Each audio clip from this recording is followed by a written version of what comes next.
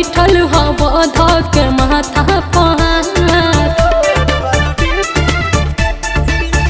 लटकवले बारह मुँह तू नहीं खम से काहे बैठल हवा धके माथा पर।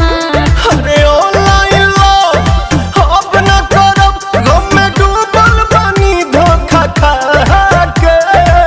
अरे क्या मुझे एक मुझे एक भौजी ने लूटा रे कुंवर वाला डीपी लगा के। मुझे एक भौजी ने लूटा रे कुंवर वाला डीपी लगा के।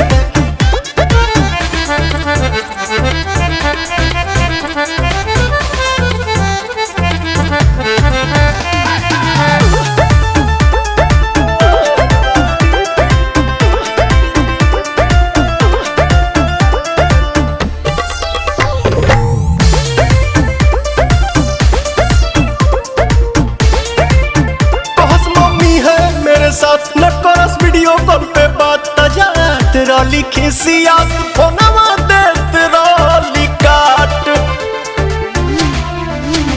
तोहरा मिलल बा तोहरे ही करनी के फल बड़ो हमके तड़ पहले तू कहले रह छही बनल आशिक होता बड़ी तकलीफ गइली सब को जब सिखा के।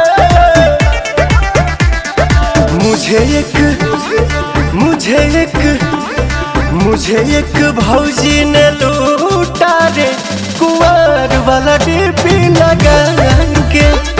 मुझे एक भौजी ने लूटा रे कुंवर वाला डीपी लगा के।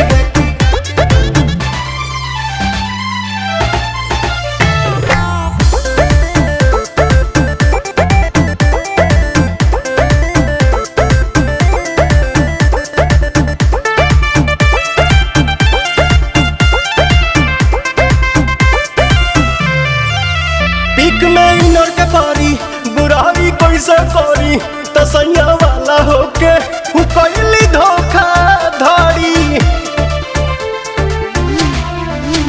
छोड़ा जाए दाना कैला तू गलती जवन अफसोस मत कर प्रिय दरसी पवन। देहो कैसे भुलाई दिली आदत धराई रातों रात भर हमसे बतिया के।